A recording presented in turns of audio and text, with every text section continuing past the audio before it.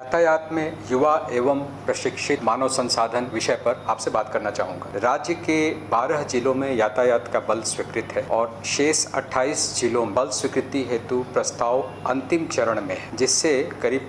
4200 कर्मियों का बल पूरे राज्य में उपलब्ध हो पाएगा। इन पदाधिकारियों एवं कर्मियों की गुणवत्ता, उसकी प्रभावोत्पादकता में वृद्धि के लिए एक पॉलिसी लाई गई। यातायात बल का एज प्रोफाइल यंग हो, इसके लिए आरक्षी या सिपाही की जो आयु सीमा है वो अधिकतम 35 वर्ष तय की गई। उसी प्रकार अवर निरीक्षक के स्तर के पदाधिकारियों की अधिकतम आयु भी 40 वर्ष तय की गई है। प्रोन्नति से आने वाले जो अन्य पदाधिकारी हैं, जैसे हवलदार या एएसआई, उनकी अधिकतम आयु 55 साल और पुलिस निरीक्षक की आयु 50 वर्ष तय की गई है। वहीं यातायात बल में कर्मियों या पदाधिकारियों का कार्यकाल भी निर्धारित किया गया है, जो न्यूनतम 3 वर्षों का होगा और इस अवधि के पहले जो चुने हुए एवं प्रशिक्षित कर्मी होंगे, उनका अन्यत्र पदस्थापन पुलिस अधीक्षकों द्वारा नहीं किया जाएगा। उसी प्रकार एक जिले में पदस्थापना के दौरान वे अधिकतम 3 वर्षों के लिए यातायात ड्यूटी हेतु संलग्न किए जाएंगे और उस दौरान भी उनके दायित्व या